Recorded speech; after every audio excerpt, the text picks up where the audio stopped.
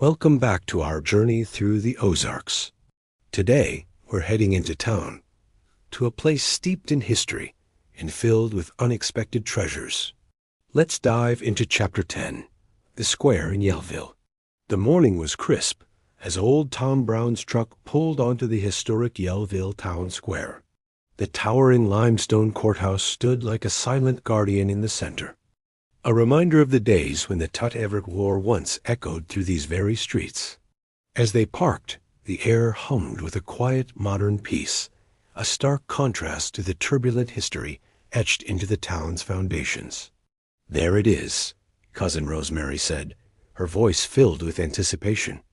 She pointed toward a storefront that looked like it held 1,000 secrets, its windows displaying a curious mix of local crafts. "Perceptions. I heard Terry and Helen have things in there you won't find anywhere else in Arkansas." The sign was simple, hand-painted, inviting them into a world curated by local hands and hearts. As they stepped inside, a unique blend of aromas met them: the earthy scent of cedar, the sharp tang of gun oil, and the sweet, warm fragrance of beeswax. It was the smell of craftsmanship, of hours spent perfecting a trade. Sugar, the ever-watchful Siamese sentinel, was perched comfortably on Tom's shoulder.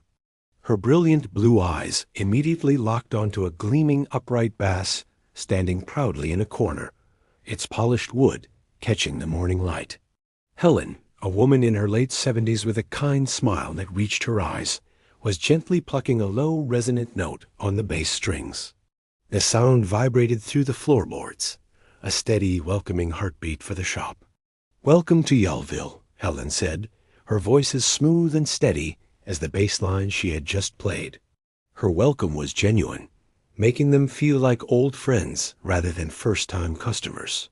Terry, her husband, looked up from a display of custom-crafted mandolins. His hands, marked with the calluses of a master luthier, carefully placed an instrument back on its stand. His attention to detail was evident in every curve and inlay of the beautiful instruments surrounding him.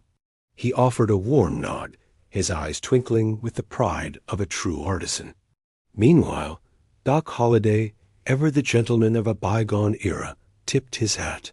The silver head of his cane tapped a soft rhythm on the worn wood floor as he moved with purpose.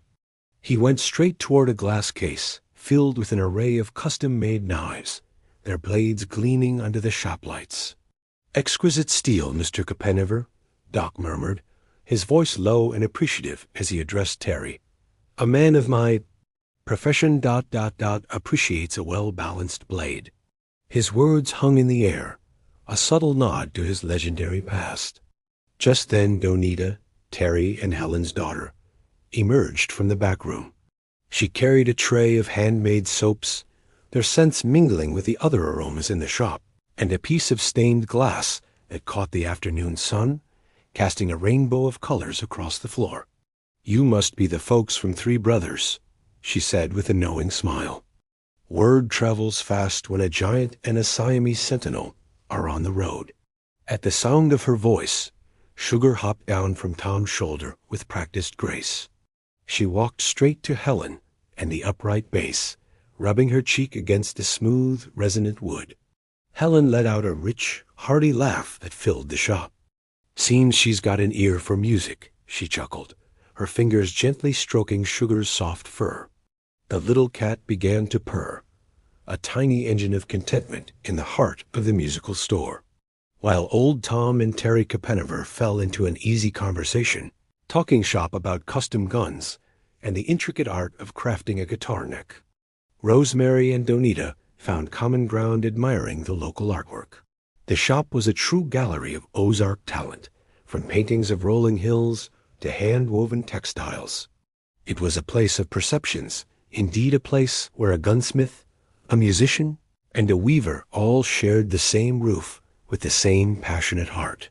Every item told a story, a testament to the skill and soul poured into it.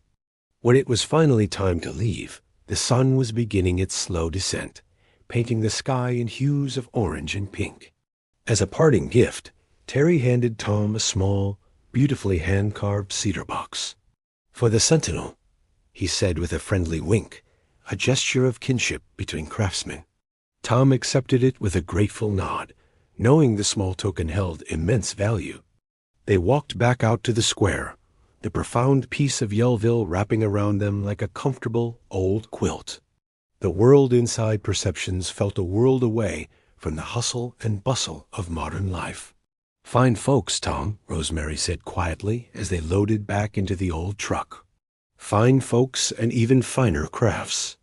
Tom simply nodded in agreement, his mind replaying the conversations and the incredible craftsmanship he had witnessed. Sugar, curled up on the seat, just purred, her blue eyes fixed on the stately courthouse as they rumbled away, heading back toward the familiar comfort of the ridge, their hearts a little fuller and their world a little richer. Thanks for joining us for this chapter. If you're enjoying the story of old Tom Brown and his companions, don't forget to like, subscribe, and hit that notification bell so you don't miss the next part of our adventure. We'll see you next time.